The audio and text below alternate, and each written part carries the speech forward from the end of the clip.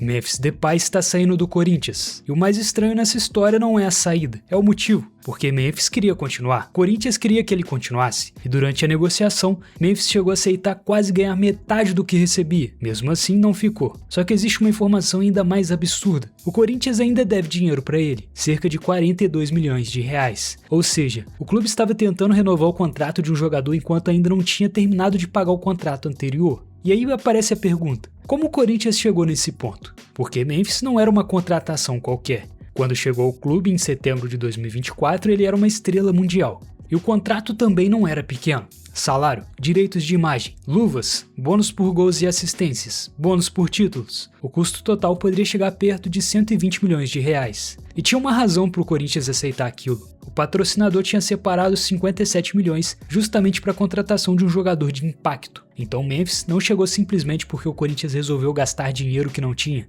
Tinha uma aposta por trás disso. O clube estava mal, a torcida estava pressionando. O Corinthians precisava de um nome que mudasse o ambiente, e Memphis era esse nome. Só que aí aconteceu o pior cenário possível por um contrato cheio de bônus e metas. Ele começou a jogar muito bem. Memphis chegou em setembro e rapidamente virou um dos principais jogadores do time. Fez gol, deu assistências e ajudou o Corinthians a sair da briga contra o rebaixamento. Depois vieram os títulos do Paulistão, Copa do Brasil e Supercopa do Brasil. E conforme Memphis atingia as metas previstas no contrato, o Corinthians precisava pagar mais. Não era uma surpresa, não era uma multa, não era um dinheiro que apareceu do nada. Era o contrato funcionando exatamente como tinha sido prescrito. Em determinado momento, Memphis já tinha acumulado aproximadamente 9,4 milhões em bônus.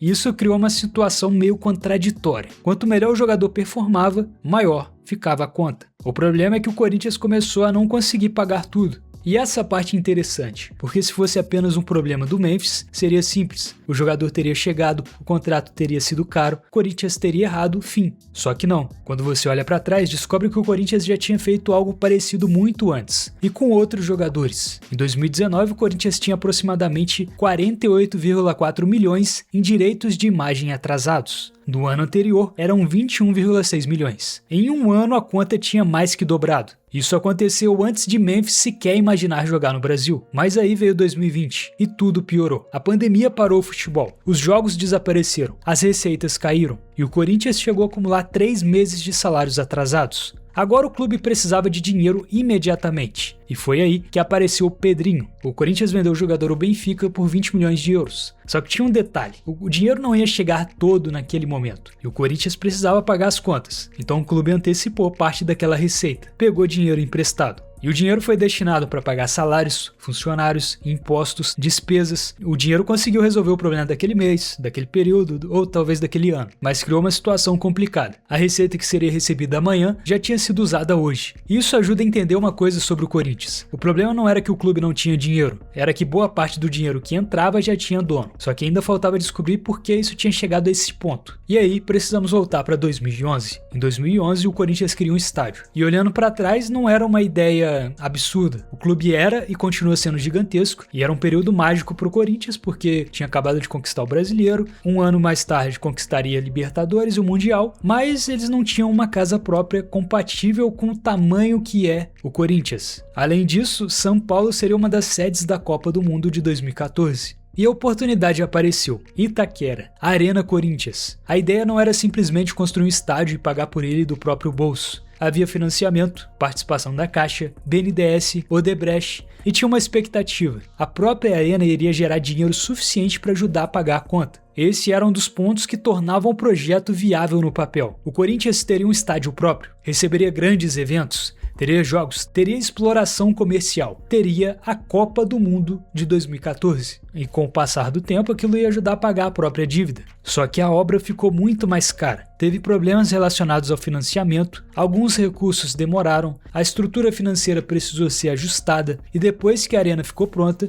ela não gerava o dinheiro que havia sido projetado inicialmente. A dívida, entretanto, não desapareceu, ela só cresceu. Em 2019, o débito ligado ao financiamento já estava próximo de 500 milhões de reais, considerando juros e correções. E em 2025, já estava na casa dos 642 milhões de reais. Mais de 10 anos depois da decisão, a Arena continua cobrando a conta. Só que aqui aparece a primeira grande virada da história, porque você olha para tudo isso e fala, esse é o problema do Corinthians, é a Arena. Mas não, porque se a gente olhar para o número, essa explicação cai por terra. 642 milhões de reais. Essa é a dívida da Arena, mas a dívida bruta do Corinthians já está em 2,7 bilhões. Então ainda faltam 2 bilhões. E esses 2 bilhões não vieram da Arena. É muito fácil quando alguém fala do Corinthians citar que todo o problema do Corinthians é a Arena. Mas não é exatamente assim. Enquanto a Arena era construída e depois precisava ser paga, o Corinthians continuava funcionando. E funcionar custa dinheiro. O clube precisa contratar jogadores, pagar salários, direitos de imagem, renovar contratos, pagar impostos, pegar empréstimos, pagar transferências e continuar montando times competitivos. E aí aparece um problema. Quando uma conta antiga está vencendo, o clube não pode parar todas as outras despesas. O brasileiro continua, a torcida continua cobrando, os clubes continuam contratando e um time ruim pode gerar ainda menos receita. Essa é a questão. Se o Corinthians só focar no lado financeiro, se o Corinthians só focar na administração,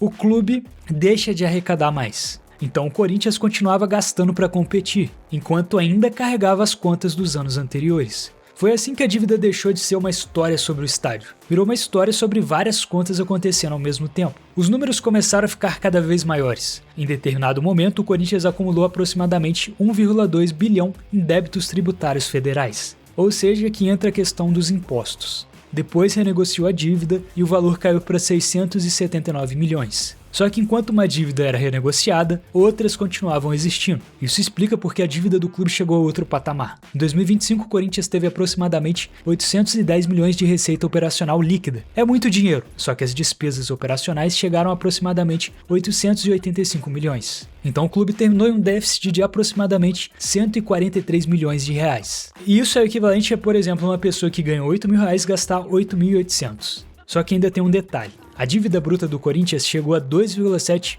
bilhões de reais. Ou seja, no caso da pessoa que ganha 8 mil reais e gasta 8.800, além da pessoa gastar mais todo mês e ficar negativo, a pessoa ainda tem uma dívida bem maior. Só que em se tratando de um clube de futebol, essa dívida tem proporções absurdas. A gente não está falando de 8 mil, a gente está falando de milhões e bilhões. Agora olha a situação, o Corinthians movimenta centenas de milhões. Tem uma das maiores torcidas do país, tem patrocinadores gigantes, tem receitas enormes. E ainda assim termina o ano aumentando a dívida, porque o problema não é quanto dinheiro o Corinthians ganha, o problema é quanto desse dinheiro que chega já está comprometido, já tem dono. Isso nos leva de volta para Memphis. Quando o Memphis chegou, o Corinthians não tinha acabado de sair de uma crise financeira. A crise já estava lá, mas havia outra crise acontecendo, a esportiva. O time estava mal, a torcida estava pressionando e o clube precisava recuperar o futebol. E apareceu uma oportunidade perfeita. Memphis estava disponível, o patrocinador ia ajudar, o jogador tinha nome, o Corinthians precisava desesperadamente de uma notícia boa. Então o contrataram. E a aposta deu certo. Memphis nunca foi um fracasso. Não foi um jogador que ficou no banco ganhando milhões. Não foi uma contratação que a torcida odiou. Foi o contrário. Ele virou protagonista, o Corinthians ganhou, a torcida comprou a ideia, os bônus foram ativados e Memphis virou uma das principais peças do time. E aí que tá a grande questão. Agora o Corinthians não tá devendo a uma instituição abstrata, não tá devendo ao governo, não tá devendo a outro clube, não tá devendo a uma empresa aleatória, tá devendo ao próprio jogador que virou ídolo e que boa parte da torcida quer continuar vendo ele em campo. E aí toda essa questão financeira agora está escancarada na frente de todos os torcedores corintianos. E aí chegamos em 2026, o contrato estava acabando, Memphis queria continuar, o Corinthians queria renovar, só que ainda tem uma conta de 42 milhões de reais entre os dois, só que aí o Memphis fez questão de continuar, ele propôs reduzir o salário dele de algo em torno de 1,9 milhão, contra algo na casa dos 3,5 milhões que ele vinha recebendo. Nesse contrato de renovação, a dívida antiga dele também seria parcelada. Na prática, Memphis ganharia menos, e também ia esperar para receber parte do que já tinha direito. O Corinthians ganharia tempo, era uma saída, só que não aconteceu, a negociação fracassou e Memphis pode deixar o Corinthians. Agora existe uma situação ainda mais estranha, o clube perdeu o jogador, mas a dívida não foi embora com ele, e dependendo de como for a disputa, os valores podem crescer cada vez mais com os juros. E esse é o problema do Corinthians agora. Durante anos, o clube conseguiu transformar um problema financeiro em um problema para o futuro. A arena precisava ser paga, muda as regras do financiamento. Faltava dinheiro, antecipa uma receita. Dívida de impostos, renegocia. O time precisa de uma estrela, procura um patrocinador para viabilizar. Sempre teve uma saída. A grande questão é que nenhuma dessas saídas fazia o problema desaparecer. Elas só davam um fôlego ao Corinthians. E por isso que a saída de Memphis é tão simbólica. Pela primeira vez, a conta não apareceu escondida dentro de um balanço. Ela apareceu em uma negociação que o jogador queria ficar, que o clube queria que ele ficasse. Ele aceitou ganhar menos e ainda assim não deu. E aí fica a pergunta, o que acontece quando o Corinthians não puder adiar mais a próxima conta? Porque no passado o tamanho do Corinthians ajudou o clube a encontrar uma solução. A torcida continua apoiando independente da situação. Patrocinadores querem se associar a uma marca gigantesca como o Corinthians. As receitas só aumentam cada vez mais. Aí a grande questão é a seguinte, até quando o próximo problema vai ser só empurrado para depois? Porque uma hora esse depois vai chegar e talvez o Memphis Depay represente esse depois.